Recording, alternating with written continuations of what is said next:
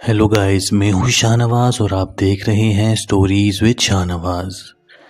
तो गाइस, आज की स्टोरी हमें भेजी है महमूना ने। अस्सलामुअलैकुम शाहनवाज, मेरा नाम महमूना है और ये स्टोरी हमारे अपने घर की है। मेरे भाई जिनका नाम असद है वो नेशनल बैंक ऑफ पाकिस्तान में एक अच्छी पोस्ट पे थे। वो बहुत अच्छा कमाते थे और वेल सेटल थे, तो इसलिए हम सब ने सोचा कि क्यों ना अब इनकी शादी करा दी जाए। हमने उनकी एंगेजमेंट का प्रोग्राम रखा और उसमें हमसे एक बहुत बड़ी गलती हुई कि हमने अंगारों को भी अपने घर इनवाइट कर दिया। मैं आपको बताती चलूं कि अंगारे हमारे शहर के बदनाम तरीन लोग हैं। इनके बारे में मशहूर है कि इनकी औरतें जिस घर में भी जाती हैं वहाँ के पूरे पूरे ख़ानदान बिखर जाते हैं। अंगारों के घर से सादिया, जो कि उनकी बेटी थी, मेरे भाई की एंगेजमेंट पे आई थी और उसके जाते ही मेरे भाई ने कहा कि मैं यहाँ अब मंगनी नहीं करूँगा, मैंने अगर शादी की भी तो सिर्फ सादिया से करूँगा। सब ने उन्हें बहुत समझाया कि वो तो बहुत बदनाम लोग हैं, जादूगर के नाम से मशहूर हैं, लेकिन हमारे भाई की आंखों पे एक पट्टी बन चुकी थी।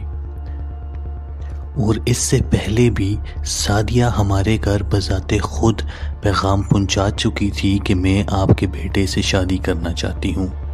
और हैरानगी की बात यह थी कि तब मेरे भाई ने खुद इस चीज़ से मना किया था कि मैं इन बदनाम लोगों से आखिर क्यों रिश्ता जोड़ूंगा। बहरहाल मेरी अम्मी ने, मैंने और हम सब रिश्तेदारों ने बहुत कोशिश की भाई को रोकने की, लेकिन हमारे भाई ने हमारी एक नहीं सुनी और छुप छुपा के कोर्ट मैरिज कर ली। और एक दिन काम से वापस आते हुए साथ सादिया को भी घर ले आए। सादिया एक बहुत बदमिजाज औरत थी और आते ही उसने हम सबसे बदतमीजियां शुरू कर दी थी, ख़ास तौर पे मेरी अम्मी से, क्योंकि उन्होंने सबसे ज़्यादा कोशिश की थी कि सादिया का उनके बेटे के साथ रिश्ता ना जुड़े। पता नहीं ये इत्तेफाक था या सच। सादिया के आने के महीने बाद ही मेरी अम्मी की तबीयत बहुत बिगड़ने लगी। वो एक बहुत सेहतमंद औरत थी और हमने उन्हें कभी भी बीमार नहीं देखा था। सादिया का आना और मेरी अम्मी का हॉस्पिटल में एडमिट होना मानो ऐसे था कि जैसे बहुत मनतो मुरादों के बाद और बहुत से पीरों फकीरों के दरों पे घूमने के बाद बिलाखिर मेरी माँ की सेहत दोबारा से बेहतर हो रही थी। लेकिन हमारा भाई हमसे बहुत सख्त नफरत करने लगा था। हमें नहीं पता ऐसा क्यों, लेकिन वो अलग घर ढूंढ रहा था और कह रहा था कि मैं आप लोगों से मज़ीद ताल्लुक़ नहीं रखना चाहता। और यूं करते करते 3 महीने गुजर गए थे और हमारी पूरी फैमिली बिखर गई थी महज एक औरत के आने से। सादिया शुरू से ही बहुत अजीब थी। वो बहुत अलग और अजीब हरकतें किया करती थी, जैसे कि उसने आते ही घर में एक कौवा पाल के रखा था, जो कि बहुत अजीब सी बात है। मैंने आज तक किसी को कौवे को अपना पेट बनाते हुए नहीं देखा था। छत पे उसने चूहे पाल रखे थे जिन्हें वो छोटे चूजे मार के खिलाया करती थी।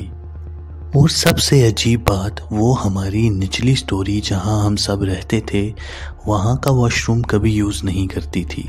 वो हमेशा सेकंड स्टोरी पे जाके वॉशरूम यूज़ किया करती थी, जो कि बहुत अच्छी कंडीशन में नहीं था। लेकिन हमने सोचा मे बी प्राइवेसी इश्यूज़ की वजह से ऐसा करती होगी। फिर एक दिन मुझ पे ये खुलासा हो गया कि वो आखिर ऊपर जाती क्यों थी। गर्मियों की दोपहर थी, सब घर वाले सो रहे थे और मेरी अचानक आँख खुल गई थी। सब घरों में ऐसा होता है कि जहां औरतें कंघी करती हैं वो अपने बाल एक शॉपर में डाल देती हैं। तो मैंने देखा कि सादिया वो बाल हमारे उठाकर अपने साथ लेके जा रही थी। मैं आहिस्ता आहिस्ता सादिया के पीछे गई और देखा कि वो हमारे बालों को एक तार में पिरो रही है, एक लड़ी बना रही है हमारे बालों की और उसे जला रही है। ये बात देख के मैं बहुत डर गई थी और बहुत सहम गई थी। मैं भागती भागती नीचे आई, मैंने सबको उठाया और भाई को फ़ोन किया कि जितनी जल्दी हो सकता है आप घर आ जाएं। भाई घर आए और मैंने कहा कि आपकी बीवी जादू करती है, ये हमारे बाल जला रही थी। तो सादिया बिल्कुल मुनकर हो गई कि ऐसा कुछ भी नहीं है, तुम्हारी बहन झूठ बोल रही है, और उसने सारे सुराग मिटा दिए थे। ये बात सुन के मेरे भाई ने मेरे गाल पे एक ज़ोरदार तमाचा मार दिया। मेरे दिल में बहुत गुस्सा था और मैंने इरादा बना लिया था कि मैं अगली दफ़ा इसको रंगे हाथों पकड़ूंगी। और शाहनवाज, मैंने आपको एक रियल फुटेज भेजी है जो कि मैंने अपने भाई के लिए बनाई थी, आप वो अपने ऑडियंस को ज़रूर दिखाइएगा। मैंने अपनी माँ को बहुत मुश्किल से मनाया कि एक प्लान बनाए जिसमें हम इसको रंगे हाथों पकड़ लें। पहले तो मेरी माँ किसी सूरत नहीं मान, फिर मैंने उन्हें कहा कि आपके बेटे की ज़िंदगी बच जाएगी अगर आप मेरी बात पे अमल कर लें। तो वो बहुत मुश्किल से राज़ी हो गई। मैंने उन्हें कहा कि हम सब एक प्लान बनाएंगे कि जिसमें हम सब घर से बाहर जाएंगे और मैं घर में ही रुक जाऊंगी। बज़ाहिर तो मैं भी आपके साथ घर से बाहर ही होंगी। तो ऐसा ही हुआ। हमने उसे कहा कि तुम भी हमारे साथ चलो, तो सादिया ने कहा कि नहीं, मैं घर में ही ठीक हूँ।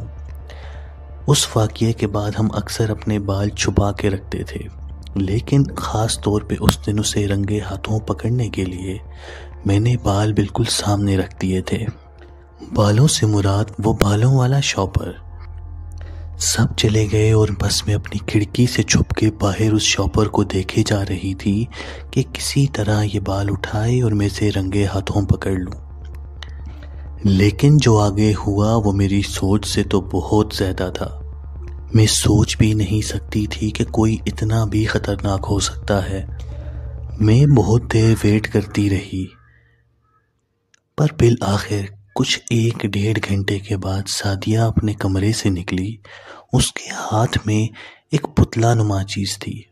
उसने वो उठाया और वो छत की तरफ चली गई और उसने छत के दरवाजे को कुंडी लगा दी थी। और ये चीज़ मेरे लिए बहुत मुश्किल थी कि मेरे सामने सब हो रहा है और मैं इसका कुछ नहीं कर सकती। हमारी घर की दाईं जानिब एक घर अंडर कंस्ट्रक्शन था जिसका ग्रे स्ट्रक्चर तैयार था। तो मैंने बहुत हिम्मत दिखाई और मैं उस घर के अंदर गई और उस घर की दीवार से अपने छत पे छलांग लगा दी, बहुत आराम से, ताकि सादिया को आवाज़ तक ना आए। मैं आहिस्ता आहिस्ता छत पे मौजूद कमरे के अंदर गई, बहुत दबे पाँव, और मैंने अपने मोबाइल का कैमरा पहले ही ऑन कर लिया था।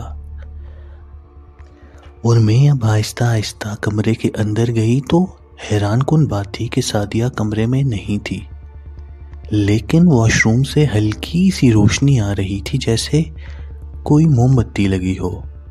तो मैं आहिस्ता आहिस्ता वॉशरूम की तरफ गई और कैमरा हल्के से वॉशरूम के अंदर किया, लेकिन वॉशरूम का दरवाज़ा बिल्कुल थोड़ा सा खुला हुआ था।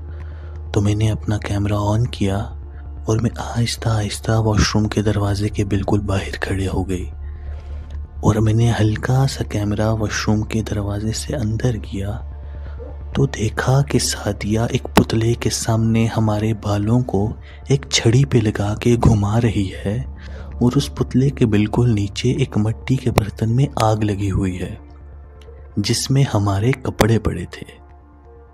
ये बात देख के तो मैं बहुत डर गई थी और मुझ पे अजीब सी कैफियत तारी हो गई थी, जैसे मैं जम चुकी हूँ। मैंने बहुत हिम्मत से वो वीडियो बनाई, लेकिन अचानक से मेरे हाथ में पहनी हुई रिंग वॉशरूम के दरवाजे पे टकर गई। सादिया ने मुझे देख लिया और मैं तेजी से वहां से भाग गई। मैंने जाके खुद को वॉशरूम में बंद कर लिया और जल्दी जल्दी वो वीडियो अपनी बहन साइमा की तरफ फॉरवर्ड कर दी। और सादिया मेरे वॉशरूम का दरवाज़ा ज़ोर ज़ोर से पीट रही थी कि बाहर निकल वरना तेरी माँ ज़िंदा नहीं बचेगी। मैं कह रही हूँ बाहर निकल वरना तेरा भाई अब नहीं रहेगा दुनिया में।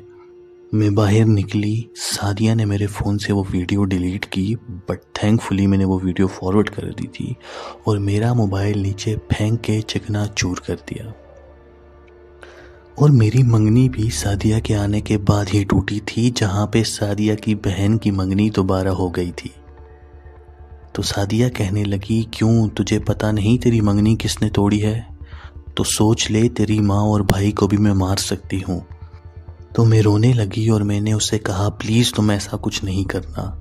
लेकिन मैं पूरा इरादा बना चुकी थी कि मैं अपने भाई को सारी रियलिटी बताऊंगी। मेरे घर वाले वापस आए और सादिया खफा होकर अपने घर चली गई थी। मैंने सबको रियलिटी बताई और अपने भाई को कॉल की, लेकिन मेरा भाई मुझसे बात करना ही नहीं चाहता था। हमने उसे बुलाया और कहा कि एक दफ़ा आ जाओ, अगर हमारी गलती हुई तो तुम हमसे दोबारा बात नहीं करना। तब तक मेरी बहन साइमा भी हमारे घर आ जो कि 2-2.5 घंटे की दूरी पे हमसे रहती है।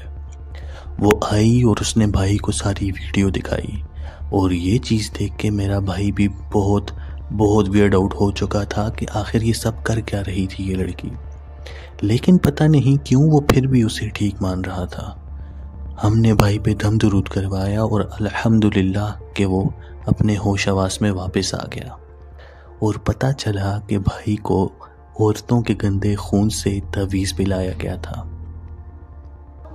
अल्हम्दुलिल्लाह अब मेरे भाई की जान उस चुड़ैल से छूट चुकी है और अब हम सब बहुत खुशी से रह रहे हैं।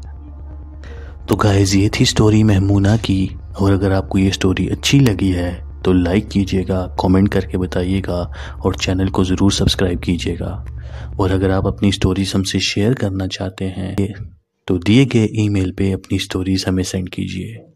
मिलते हैं किसी नेक्स्ट वीडियो में। Till then take care. अल्लाह हाफिज़।